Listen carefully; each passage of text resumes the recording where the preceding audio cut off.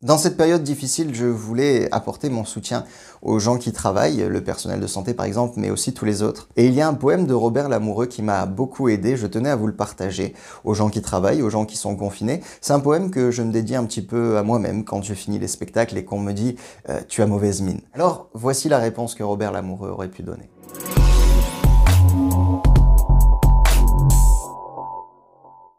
Vous me dites, monsieur, que j'ai mauvaise mine, qu'avec cette vie que je mène, je me ruine, que l'on ne gagne rien à trop se prodiguer, vous me dites enfin que je suis fatigué. Oui, je suis fatigué, monsieur, mais je m'en flatte. J'ai tout de fatigué, le cœur, la voix, la rate. Je m'endors épuisé, je me réveille là, mais grâce à Dieu, je ne m'en soucie pas. Ou quand je m'en soucie, je me ridiculise. La fatigue souvent n'est qu'une vantardise, on n'est jamais aussi fatigué qu'on le croit.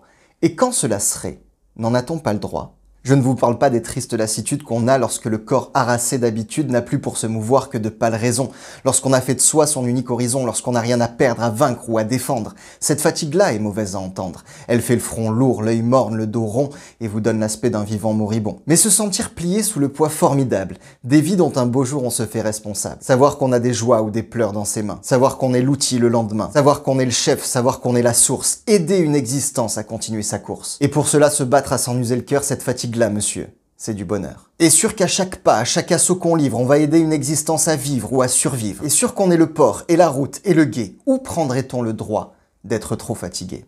Ceux qui fondent leur vie une belle aventure marquent chaque victoire en creux sur leur figure. Et quand le malheur vient y mettre un creux de plus parmi tant d'autres creux, il passe inaperçu. La fatigue, monsieur, c'est un prix toujours juste. C'est le prix d'une journée d'efforts et de lutte. C'est le prix d'un labeur, d'un mur ou d'un exploit. Non pas le prix qu'on paie, mais celui qu'on reçoit. C'est le prix d'un travail, d'une journée bien remplie, et c'est la preuve, monsieur, qu'on vit avec la vie. Quand je rentre la nuit et que ma maison dort, j'écoute mes sommeils, et là je me sens fort, je me sens tout gonflé de mon humble souffrance, et ma fatigue alors, c'est une délivrance. Et vous me conseillez d'aller me reposer, mais si j'acceptais là ce que vous me proposez, si j'accédais à votre douce intrigue, mais je mourrais, monsieur, tristement, de fatigue.